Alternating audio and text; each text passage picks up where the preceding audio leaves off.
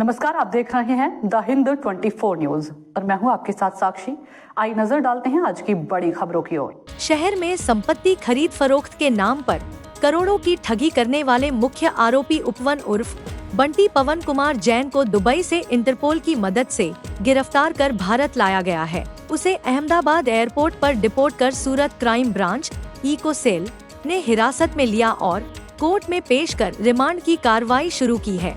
आरोपी उपवन जैन पर 2019 से 2020 के बीच शिकायतकर्ता को सस्ते में मुनाफे वाली प्रॉपर्टी दिलाने का लालच देकर फर्जी दस्तावेज तैयार करने और करोड़ों की ठगी करने का आरोप है। उसने संपत्तियों के नकली और जाली विक्रय दस्तावेज तैयार कर शिकायतकर्ता से बड़ी रकम ठगी। इन दस्तावेजों के आधार पर उसने सूरत पीपल्स बैंक, सूटेक्स बैंक और इंडसइंड बैंक में खाते खुलवाकर उनमें रकम जमा कराई।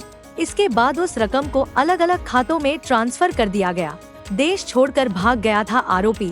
ठगी करने के बाद उपवन उर्फ बंटी जैन देश छोड़कर दुबई भाग गया था। उसके खिलाफ पहले ही लुकआउट नोटिस जारी किया गया था। पुलिस ने इस केस में पहले ही 8 अन्य आरोपियों को गिरफ्तार किया है। चूँकि उपवन जैन मुख्य मास्टरमाइंड था और भारत नहीं लौट रहा था, इसलिए भारत सरकार ने यूएई सरकार के साथ हुई प्रत्यर्पण संधि के तहत आवश्यक प्रक्रिया पूरी कर इंटरपोल से सहयोग मांगा। प्रत्यर्पण प्रक्रिया के तहत इंटरपोल ने दुबई में आरोपी को डिटेन कर लिया और सभी कानूनी औपचारिकताओं के बाद उसे भारत भेजा गया।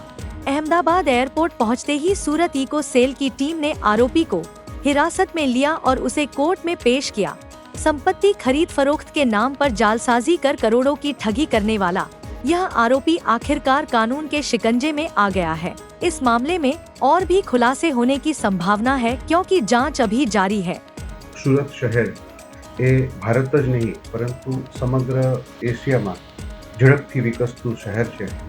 એ અનુસંધાને ઘણી વખત આ વિકાસના પાછળ ઘણા અસામાજિક તત્વો ખોટી રીતે આર્થિક લાભ મેળવવાના હેતુથી અમુક ખરેખર જેન્યુઅન ફરિયાદીઓ સાથે છેતરપિંડી વિશ્વાસઘાત કરી અને ઘણા પ્રકારના ગુના આચરતા હોય છે। એ જ પ્રકારનો એક ગુનો 2022ની સાલમાં બનવા પામેલ હતો, જેમાં ફરિયાદી શ્રી જ્ઞાનચંદ જૈનની સાથે અમુક આરોપીઓએ ખોટા દસ્તાવેજો કરી અને તેમને 4 પ્રોપર્ટી વેચાણ આપી તેમની સાથે વિશ્વાસઘાત અને છેતરપિંડી કરેલ। જે અનુસંધાને અડાજણ પોલીસ સ્ટેશનમાં આઈપીસી કલમ 419, 420, 465, 467, 471 મુજબનો ગુનો રજીસ્ટર કરવામાં આવેલ અને આ ગુનામાં મુખ્ય આરોપી તરીકે અશ્વિન લાંગડીએ ભૂમિકા ભજવેલ હતી। અશ્વિન લાંગડિયા ઉપરાંત અન્ય 7 એટલે કે ટોટલ 8 આરોપીઓને અત્યાર સુધીમાં ધરપકડ કરવામાં આવેલ છે અને આ જ આરોપીઓ પૈકી એક આરોપી ઉપવન જૈન કે જે પણ સુરતનો જ રહેવાસી હતો, તે પોતે ગુનો આચર્યા બાદ તુરત જ દુબઈ ભાગી ગયેલો હતો।